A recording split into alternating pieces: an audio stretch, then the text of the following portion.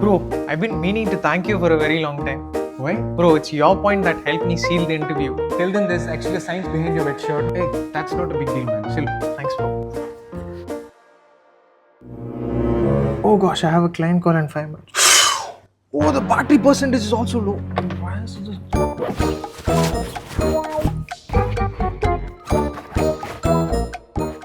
Forgot my charger. Bro, do you have a charger by any chance? No, I didn't bring it today. Power bank? Nope. Bro, it's my first client call. What if the call gets cut halfway through? The manager is definitely gonna fire me, bro. What's the manager gonna think of me? Oh my god, I'm not gonna able to seal the deal, bro. Relax. Don't go Okay, there my again. parents, they're gonna stand in the streets. I'm gonna die single this time also, bro. Relax. Just place your phone on top of mine. Bro, how is it even gonna work, bro? Stop wasting your time. Just place it. Bro. Bro, you're a lifesaver, man. Every time you keep saving me. How is it even working, bro? Well, actually, Bro, one minute, bro. The client is calling. I'll be back. don't mind. Oh, Bro, I'll be back. he's a bit overactive. Let me explain it to you. But I don't feel this is the right place. Let's go to our place, shall we? Exactly. There is no actual visible connection between these two phones. Then how did electricity transfer from here to there? Let's understand the concept of wireless charging and actually try to build a simple one ourselves. But to understand that, we need to go 100 years back.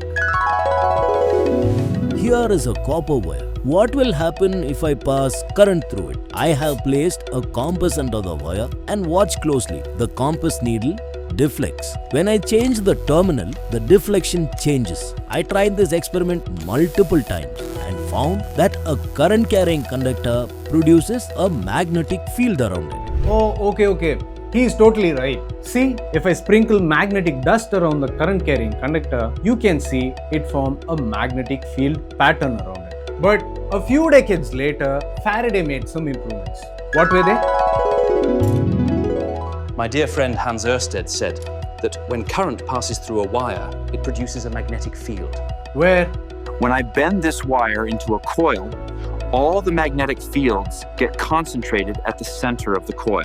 So, the more turns of wire, the stronger the magnetic field. Now, if we can create magnetic field using electricity, can we create electricity using magnetic field? Wait, let me show this myself. I took a coil of copper wire and attached a small LED bulb to it. Now, I made another coil, connected it to a battery. And as Faraday explained, this creates an electromagnetic field around it. When I bring this powered coil near the bulb coil, look carefully. The LED starts glowing. Did you notice? I didn't even touch the coils together. Just bringing them close was enough to light the bulb. This is called electromagnetic induction.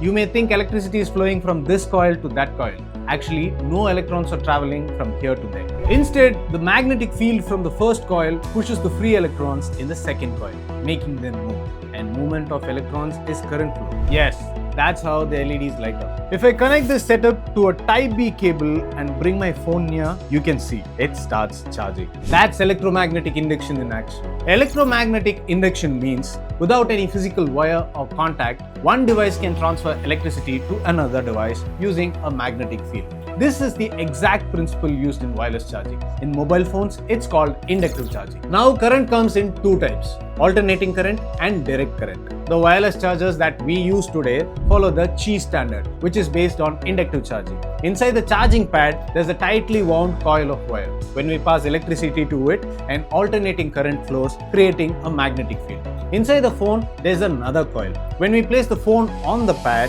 the coil inside the phone picks up that magnetic field and induces current. But the phone's battery can only be charged with DC, which is why the phone has an AC to DC converter inside, which converts the induced alternating current to direct current before sending it to the battery. The coil's size and thickness influence how much power can be transferred to the phone, which is why charging speed depends on the pad and the device's design. That is why you have to place the phone properly on the pad aligned in order for the charging to work. Today, this technology is expanding. Cars with wireless charging, tablets that charge your phone, and much more. But there are disadvantages too. Since electrons move more slowly in induction, the charging speed is much slow compared to wired charging. Bro, the call went really well. So you were about to explain how this works, right? Can you explain it now? Actually, while you were away, I just made a simple video about it. Do watch it later, okay? I don't have much time. Alright, bro. And by the way, we have just taught you how to make a simple wireless charger practically.